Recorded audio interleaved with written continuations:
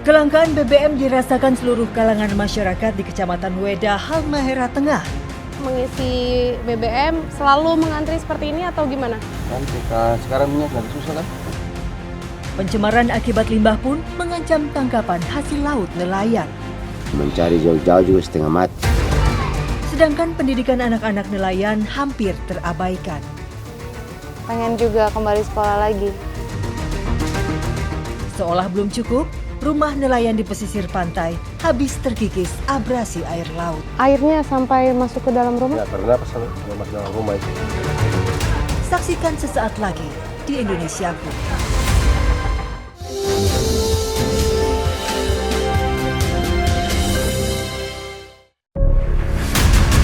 "79 tahun negeri ini merdeka, tapi kelangkaan BBM di wilayah Indonesia Timur belum juga mereda.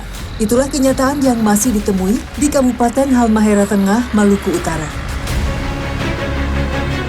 Mereka menyisihkan ekstra waktu untuk bisa mengisi bensin kendaraan. Yang ada di depan saya ini bukan macet karena padatnya lalu lintas, tapi mengantri BBM. Dan kami, tim Indonesiaku juga merasakan kesulitan atau kelangkaan BBM yang ada di Weda ini. Saya mau coba tanya langsung ke pengendara yang ada di depan yang sedang mengantri juga sama seperti kami. Pemandangan seperti ini sudah menjadi bagian dari masyarakat Weda. Antrian kendaraan sepanjang hampir 2 km mengular sejak pagi hingga sore hari. Sebagian dari mereka yang mengantri mematikan mesin seperti sedang memarkir kendaraan. Bang, ini mobilnya mengangkut apa? Oh, untuk antar jemput ya? Oh gitu. Bang Sarmin memang kalau mengisi BBM selalu mengantri seperti ini atau gimana? Nanti sekarang minyak lagi susah kan?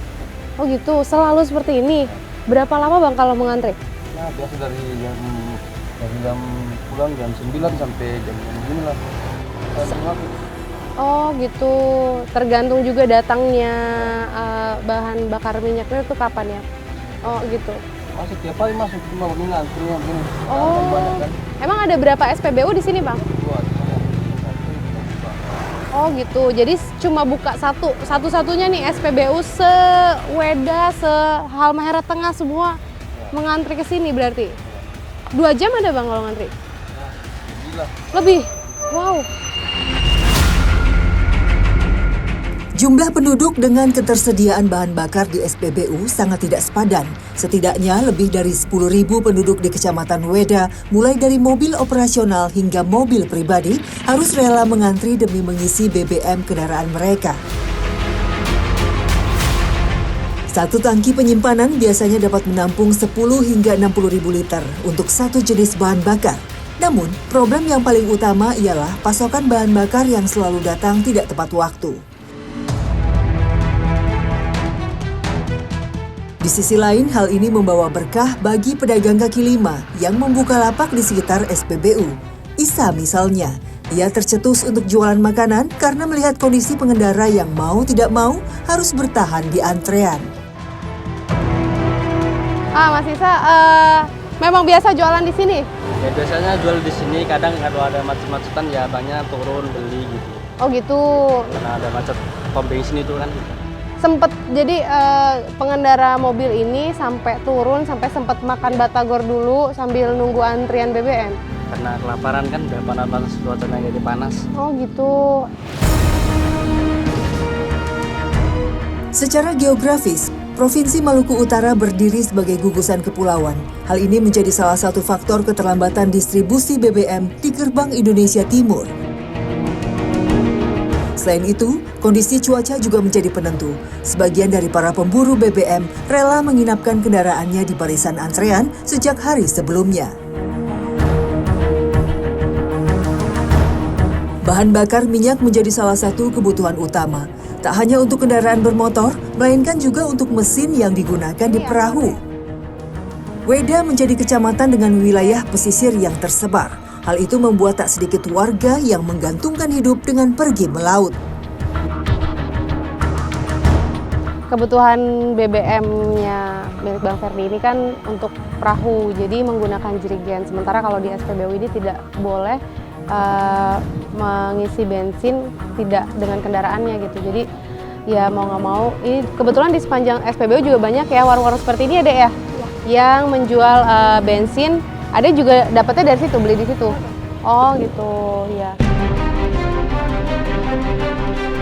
Berarti ini Para isi pelaku 15. usaha warung memanfaatkan celah untuk mendapat BBM dan menjualnya dengan harga sedikit lebih tinggi. Di SPBU, 1 liter bensin dikenakan harga Rp15.000. Sementara jika membeli di warung, harganya menjadi Rp18.000. Bapak kenapa belinya ke warung eceran, beli bensinnya? Kita kan tunggu lama, jadi kita beli eceran saja satu. Walaupun lebih mahal nggak apa-apa? Enggak apa-apa. Oh, emang kalau ngantri di situ lamanya berapa lama sih, Pak? Wih, ya sampai 6 malam itu. Hah? 6 malam nanti.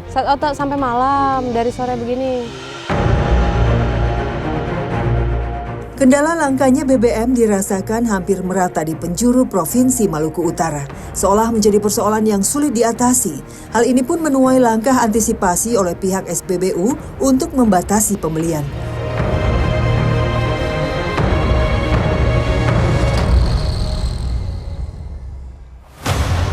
Usai membeli bensin di warung eceran, saya meminta izin Ferdi untuk mengikuti kegiatan melautnya hari ini.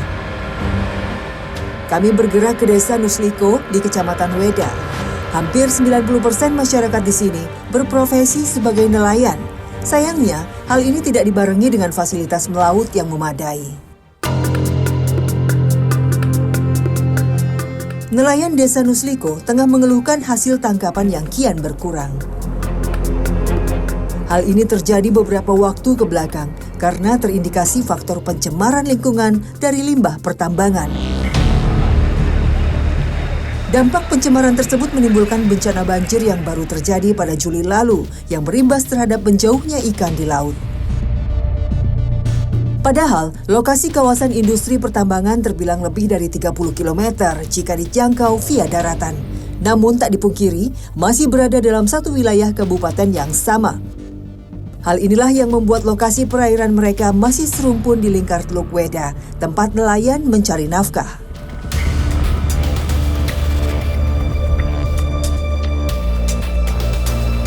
Bang, ini kan kita udah beberapa kali pindah tempat. Kalau misal sampai nggak dapat juga gimana? Sementara kita harus jual juga kan? Ya, kadang gimana lagi? Kalau kita lihat dengan beberapa bulan kemarin, ya sebelumnya itu kan, Iya. nah, itu orang mancing itu masih dapat. Nah, setelah pada saat bencana itu beberapa bulan kemarin, hampir para nelayan itu pindah profesi semua. Orang nelayan sampai biasanya mancing sekitar sini, kadang sudah mancing arah utara sana, sehingga pemakaian BBM juga besar. Dan setelah kalau tidak dapat, ya untuk melunasi BBM saja rugi banyak. Meski sudah mengeluarkan biaya untuk melaut, jerih payah Ferdi hari ini terbilang tidak menghasilkan. Sekali pergi ke tengah laut biasanya membutuhkan sekitar 10 liter BBM, sementara 1 liternya mencapai Rp18.000. Hal ini membuat dirinya harus menyiapkan setidaknya Rp180.000 hanya untuk sekali jalan.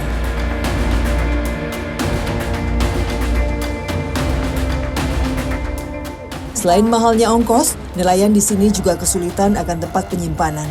Kendala sering terjadinya pemadaman listrik membuat mereka tidak bisa mengandalkan kulkas. Ferdi biasanya menimbun ikan di dalam pasir sebagai alternatif penyimpanan agar tidak bau. Namun cara seperti ini tentu tidak bertahan lama, hanya kuat sekitar 3 hari saja. Ah, ini dia ikan yang diawetkan di dalam pasir. Sudah dari kemarin ya, Bang? Ya. Sudah dari kemarin dan ini mau kami bawa nanti ke tempat pelelangan ikan.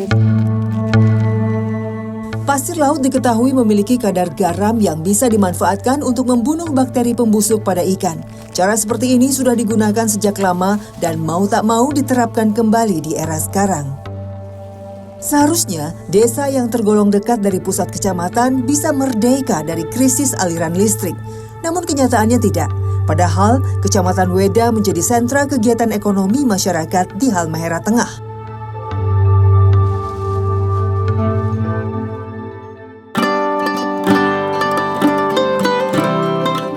Selain memancing, nelayan di Desa Nusliko juga menggunakan cara lain untuk bisa mendapatkan ikan.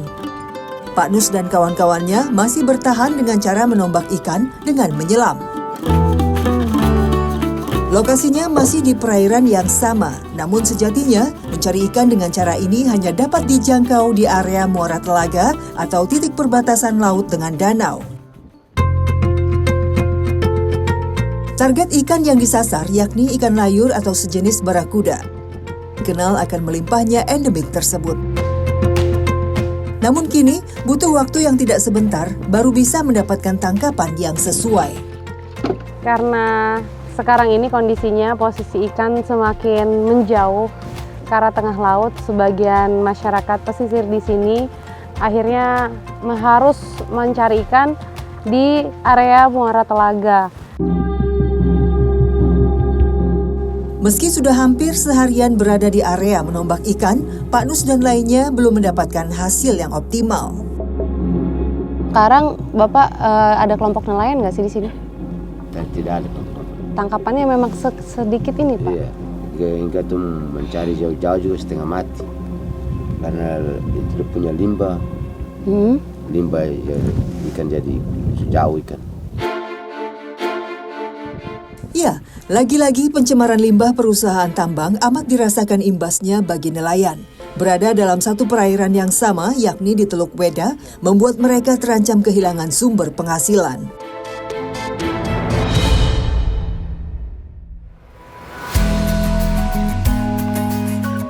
Hasil yang didapat dari menombak dan memancing ikan dikumpulkan untuk dijual ke pasar.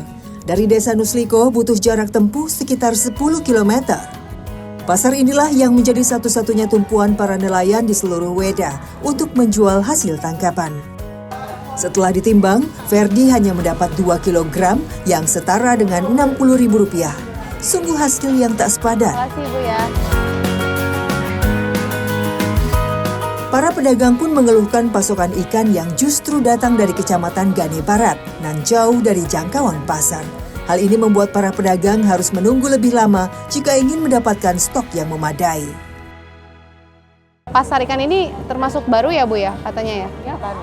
Oh, terus kalau menurut Ibu sebagai pedagang, hasil tangkapan nelayan di Weda ini seperti apa sih, Bu? Sekarang lagi sedikit ikan. Kan sekarang banyak dari luar, dia istirahat. Oh gitu. Jadi ini ikan yang ada di sini suplainya malah dari tempat yang jauh. Dari tempat yang jauh.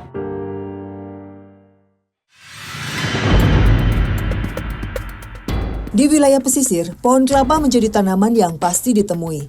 Di lahan ini, kelapa sudah ditanam sejak puluhan tahun silam. Selain fungsi pohon yang teduh, tanaman kelapa disebut sebagai pohon kehidupan karena hampir seluruh bagiannya memiliki nilai ekonomi. Seperti yang hendak dilakukan Bu Samra dan keluarganya, yang sehari-hari mengolah kelapa menjadi kopra. Keluarga Bu Samra menggantungkan hidup mereka dari kelapa. Sejak awal ditanam, kelapa baru bisa dipanen dalam kurun waktu 5 tahun. Kini, hamparan pohon kelapa sudah mendominasi kebun sebagai komoditas utama.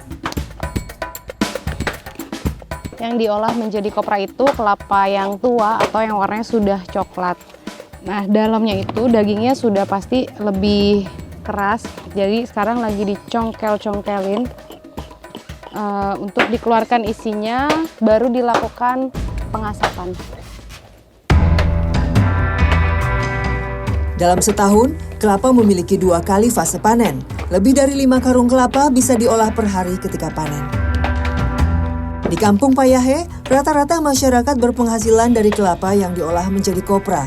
Mereka tak memiliki fasilitas untuk mengolah kopra, sebab kopra merupakan bahan baku industri. Seusai dicongkel, buah kelapa siap untuk diasapkan. Proses ini memakan waktu yang cukup lama, bisa sampai seharian. Dari dulu sampai sekarang, harga kopra menurut Ibu gimana sih? Kopra terlalu turun harga. Lalu ini memang stabil, tapi saya anggap ini belum stabil. Sekarang, kenapa faktor kopra turun harga kira-kira kenapa menurut Ibu? Tahu itu semua dari pusat tuh bagaimana ini sampai hasil tani sampai turun seperti begitu. Gitu. Berapa sih Bu sekarang? Sekarang 8.000 ada 10.000. Jadi kalau DP harga bagus berarti kita orang juga senang tuh. Tapi kalau harga turun berarti kita orang juga sengsara. Puluhan tahun bergantung pada hasil kopra, baru kali ini nilai jual terasa sangat anjlok. Tak ada yang bisa dilakukan Samra selain berharap pemerintah dengan tegas memberantas cukong atau mafia komoditi hasil bumi dari petani. Samra hanyalah satu dari ratusan masyarakat di Kampung Payahe yang menggantungkan hidup dari kelapa. Hari ini kami berhasil mengumpulkan satu gerobak penuh kopra yang sudah diasapkan. Pengepul biasanya menjemput bola dengan datang langsung ke kebun. Pembagian kepada para petani baru bisa diberikan hasilnya ketika kopra sudah terjual ke pemasok.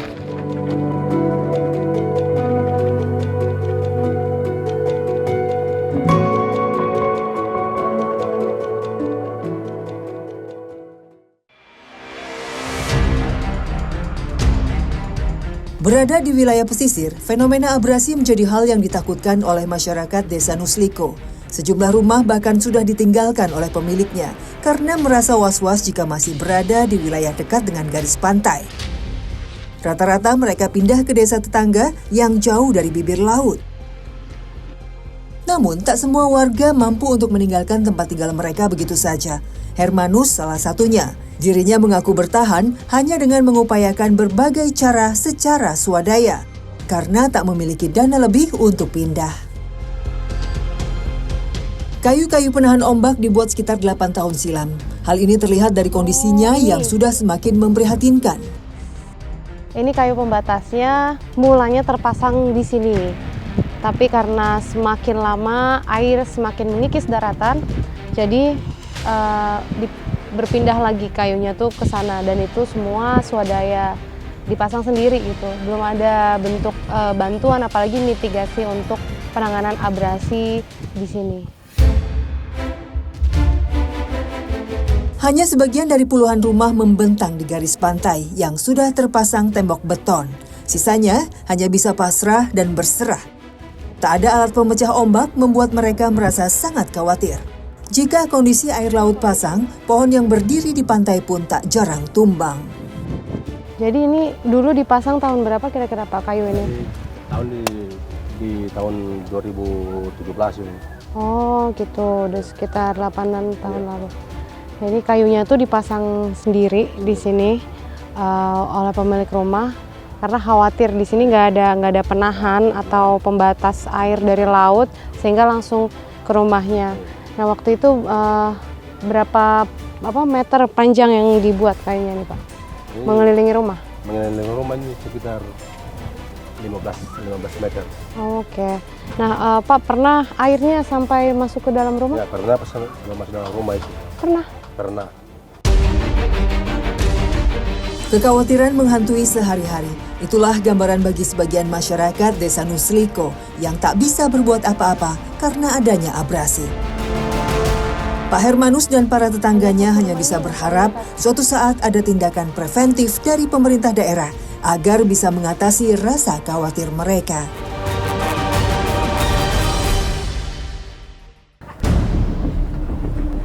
Nah, kamu kalau kerja capek nggak sih? Capek sih. Capek.